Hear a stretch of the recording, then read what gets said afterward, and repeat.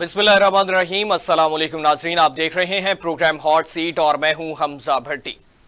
नाज़रीन, बदअमनी की लहर ने एक बार फिर से सर उठा लिया है। हमारी फोर्सेस और अवाम की कुर्बानियों से कायम होने वाले अमन को एक बार फिर से नजर लग चुकी है। गुज़िश्ता चंद रोज के दौरान होने वाले वाकयात के दौरान मुतअद्दिद अफराद अपनी जिंदगी की बाजी हार चुके। अमन कायम हुआ था तो अचानक ऐसा क्या हुआ कि फिर से बदअमनी फैलने लगी है। कहां पर गलती हुई है, कहां कमी है, ये जरूर सोचना होगा। इस बारे में थोड़ा सा नहीं, बहुत ज्यादा सोचने की जरूरत है। और इसी वाले से नाज़रीन, बाहैसियत पाकिस्तानी कौम हम सब पर फर्ज है कि हम अपने इस वतन अजीज को अमन का गवारा बनाने के लिए जो भी कर सकें हमें जरूर करना चाहिए। नाज़रीन, प्रोग्राम के आगाज में आपको बताऊं कि बलूचिस्तान में अमन दुश्मनों ने खून बहाया है। जी हां, बलूचिस्तान के जिला मुसाखिल में 23 अफराद को गाड़ियों से उतारकर कत्ल कर दिया गया। मुसल्लह अफराद ने बैनुल सूबाई शाहराह पर ट्रकों और बसों से मुसाफिरों को उतारकर शनाख्त के बाद उन्हें फायरिंग करके कत्ल किया। मुसल्लह अफराद ने फरार होने से काबिल 10 गाड़ियों को आग भी लगा दी। इसी तरह बलूचिस्तान के जिला कलात में दहशतगर्दों ने फायरिंग करके पुलिस और लेविस एहलकारों समेत 10 अफराद को कत्ल किया। फायरिंग से पुलिस का 1 सब इंस्पेक्टर, 4 लेविस एहलकार और 5 पाकिस्तानी शहरी जाबहक हुए। नाज़रीन, शुमाली वजीरिस्तान की तहसील रिजबेक में धमाके से 4 अफराद जान की बाजी हार गए। धमाका शुमाली वजीरिस्तान रिजबेक के बाजार में हुआ, जिसमें 10 अफराद जख्मी भी हुए। इसी तरह एक और वाकया पेश आया बलूचिस्तान के जिला मस्तोंग में, जो उसकी तहसील जहां थाने पर मुसल्लह अफराद ने हमला किया और लेविस जराये के मुताबिक सिक्योरिटी फोर्सेस ने ऑपरेशन करके थाने पर से मुसल्लह अफराद का कब्जा खत्म करवाया। यह तमाम तर सूरत हाल है। मुल्क जो है वो किस तरफ जाता हुआ दिखाई दे रहा है, हर तरफ बदअमनी नजर आ रही है। नाज़रीन, इस हवाले से पाकिस्तान मरकजी मुस्लिम लीग के जनरल सेक्रेटरी हैं, हमारे साथ मौजूद हैं डॉक्टर साहब। उनसे जानते हैं कि क्या उनका नुक्ता नजर होगा। डॉक्टर मुजम्मिल साहब, बहुत शुक्रिया, आपने कीमती वक्त दिया। सर, क्या कहना चाहेंगे? बदअमनी की सूरत हाल है बलूचिस्तान में, आज मुतअद्दिद मकामात पर इस तरह के वाकयात पेश आए जिसमें जो है वो दर्जनों अफराद शहीद हो चुके हैं। जी, बिस्मिल्लाहिर्रहमानिर्रहीम। हमजा भाई, हालात जो आप कह लें कि हमने इतनी बड़ी कुर्बानियां दे के जो कैफियत हमने हासिल की थी, अब हालात बिल्कुल उसके बरक्स जा रहे हैं।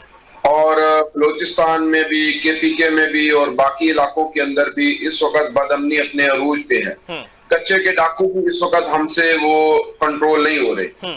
तो इसकी बुनियादी वजह यह है कि हमारी जो पॉलिसीज हैं वो पॉजिटिव पॉलिसीज हैं। हम बहुत ठंडे होकर चलना चाहते हैं, जबकि अमन कभी भी पॉजिटिव पॉलिसीज से नहीं मिलता। इसके लिए पंद खाना पड़ता है, आगे बढ़ना पड़ता है और फिर आगे बढ़ के आपको अपने आप को मनवाना पड़ता है। तो जुल्म की इंतहा यह है कि हमने हर महाज को खाली छोड़ दिया है और किसी महाज पे भी हम डट के खड़े होने के लिए तैयार नहीं है। हमारी हुकूमतें वो नालायक हैं, नाअहल हैं। पहली बात तो यह है कि जो हुकूमतों में लोग आते हैं, ये लोग ऐसे लोग होते हैं कि इनकी कोई क्रेडिबिलिटी नहीं होती। इनको ना मईशत का पता होता है, ना इनको अस्करियत का पता होता है, ना अमन व अमान के क्याम के हवाले से इनके पास कोई इंफॉर्मेशन होती है। तो इसलिए ये बिल्कुल इस हवाले से नाकाम हो जाते हैं। दूसरी जो चीज है इस वक्त वो ये है कि हमारी जो पॉलिसीज हैं वो पॉलिसीज ठीक नहीं है। हमारी खारजा पॉलिसी कमजोर है, हमारी दाखिला पॉलिसी कमजोर है। अब आप देखें ना कि बलूचिस्तान के अंदर वो लोग जो पाकिस्तान के अमन को तबाह कर रहे हैं, वो सब के सब दुनिया के मुख्तलिफ मुल्कों में बैठ के ऐसा कर रहे हैं। अब हमारी जो पॉलिसीज हैं वो इस कदर पॉजिटिव हैं, इस कदर ठंडी हैं कि हम दुनिया के किसी मुल्क से बात करने के लिए तैयार नहीं है। हमारे सफारत खाने मुताबिक नहीं है। हमने अपने मुल्क में दहशत गर्दी करने वालों को ठंडे पेटों बर्दाश्त कर लिया है। इससे बड़ा अर्थ यह है कि हमारे वो लोग जो मुख्तलिफ सफारत खानों में डिप्यूट किए जाते हैं, सफारतकार बनाए जाते हैं, या हमारी हुकूमतों के जो लोग होते हैं, ये उन मुल्कों से वैसे बहुत ज्यादा इंप्रेस होते हैं, उनके सामने डरे हुए, उनके सामने झुके हुए। तो ये सारे मसाइल हैं जिसकी वजह से ये कैफियत बनती चली जा रही है। अब जो बलूचिस्तान है, अगर इसके मसले को इस वक्त हम देखें, KPK के मसले को इस वक्त हम देखें, कच्चे के डाकुओं के मसले को इस वक्त हम देखें, तो हमें ये बात बिल्कुल वाज़े तौर पे पता चल रही है कि हमारी हुकूमत वो बिल्कुल डरी हुई, सहमी हुई है। आगे बढ़ के फैसला करने के लिए हमारे पॉलिटिशियंस तैयार नहीं है। अमन के लिए दरकार जो कुव्वत है, कौम को वो कुव्वत चाहिए, ये वो कुव्वत देने के लिए तैयार नहीं है। हम छोटी छोटी बातों में आपस में उलझ जाते हैं, फिर हम ये बात कहते हैं कि इस तरीके से भी अमन नहीं आ सकता, इस तरीके से भी अमन नहीं आ सकता। तो कैसे मुमकिन है एक मुल्क जिसके अंदर आपने जंग को बपा कर रखा है, आपने जंग की आग भड़का रखी है, ये कैसे मुमकिन है कि वहां पे आप इस तरीके से अमन को कायम कर लें। फिर बलूचिस्तान का मसला इस हवाले से भी हसास है कि यहाँ पे डीप सी हमारी जो पोर्ट है वो बन रही है, फिर किसी तरीके से सी पैक का एक बड़ा हिस्सा वो बलूचिस्तान से गुजरने वाला है।